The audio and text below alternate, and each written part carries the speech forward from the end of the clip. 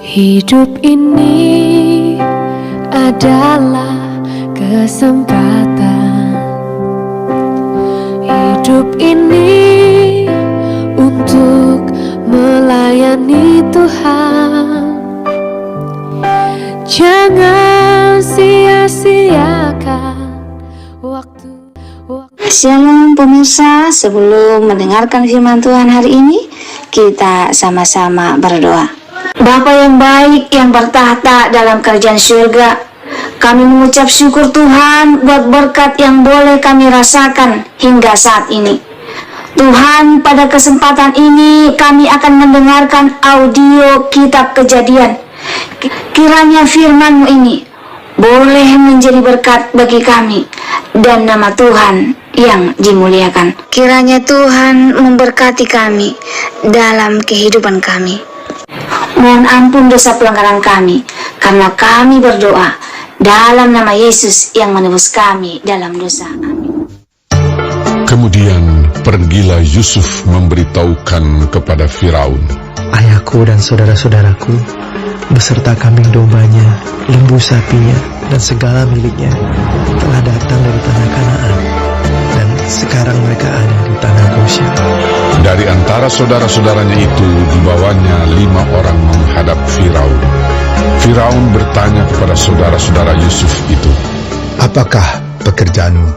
Jawab mereka kepada Firaun, hamba-hambamu ini gembala domba, baik kami maupun nenek moyang kami.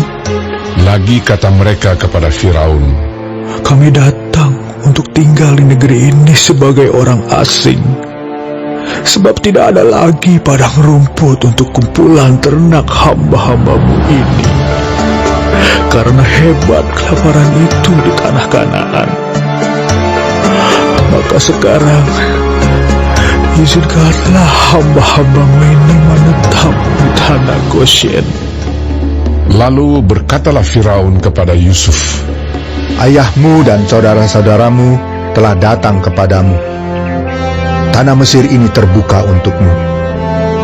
Tunjukkanlah kepada ayahmu dan kepada saudara-saudaramu tempat menetap di tempat yang terbaik dari negeri ini. Biarlah mereka diam di tanah Goshen. Dan jika engkau tahu di antara mereka orang-orang yang tangkas, tempatkanlah mereka menjadi pengawas ternakku. Yusuf membawa juga Yakub, ayahnya, menghadap Firaun. Lalu Yakub memohonkan berkat bagi Firaun. Kemudian bertanyalah Firaun kepada Yakub, sudah berapa tahun umurmu? Jawab Yakub kepada Firaun, Tahun-tahun pengembaranku sebagai orang asing berjumlah 130 tahun. Tahun-tahun hidupku itu sedikit saja dan buruk adanya, tidak mencapai umur nenek moyangku, yakni jumlah tahun mereka mengembara sebagai orang asing. Lalu Yakub memohonkan berkat bagi Firaun. Sesudah itu keluarlah ia dari depan Firaun. Yusuf menunjukkan kepada ayahnya dan saudara-saudaranya tempat untuk menetap dan memberikan kepada mereka tanah milik di tanah Mesir, di tempat yang terbaik di negeri itu, di tanah Rameses, seperti yang diperintahkan Firaun. Dan Yusuf memelihara ayahnya, saudara-saudaranya, dan seisi rumah ayahnya dengan makanan menurut jumlah anak-anak mereka. Di seluruh negeri itu tidak ada makanan, sebab kelaparan itu sangat hebat, sehingga seisi tanah Mesir dan tanah Kanaan lemah lesu karena kelaparan itu. Maka Yusuf mengumpulkan segala uang yang terdapat di tanah Mesir dan di tanah Kanaan, yakni uang pembayar gandum yang dibeli mereka. Dan Yusuf membawa uang itu ke dalam istana Firaun. Setelah habis uang di tanah Mesir dan di tanah Kanaan, datanglah semua orang Mesir menghadap Yusuf serta berkata, berilah makanan kepada kami. Mengapa kami harus mati di depanmu? Sebab tidak ada lagi uang. Jawab Yusuf, jika tidak ada lagi uang, berilah ternakmu. maka aku akan memberi makanan kepadamu sebagai ganti ternakmu itu. Lalu mereka membawa ternaknya kepada Yusuf, dan Yusuf memberi makanan kepada mereka ganti kuda, kumpulan kambing domba, dan kumpulan lembu sapi, dan keledainya. Jadi disediakannyalah bagi mereka makanan ganti segala ternaknya pada tahun itu. Setelah lewat tahun itu, datanglah mereka kepadanya pada tahun yang kedua, serta berkata kepadanya, Tidak usah kami sembunyikan kepada tuanku bahwa setelah uang kami habis dan setelah kumpulan ternak kami menjadi milik tuanku, tidaklah ada lagi yang tinggal yang dapat kami serahkan kepada tuanku selain badan kami dan tanah kami. Mengapa kami harus mati di depan matamu? Baik kami maupun tanah kami, belilah kami dan tanah kami sebagai ganti makanan. Maka kami dengan tanah kami akan menjadi hamba kepada Firaun. Berikanlah benih supaya kami hidup dan jangan mati, dan supaya tanah itu jangan menjadi tandus. Lalu Yusuf membeli segala tanah orang Mesir untuk Firaun, sebab orang Mesir itu masing-masing menjual ladangnya, karena berat kelaparan itu menimpa mereka.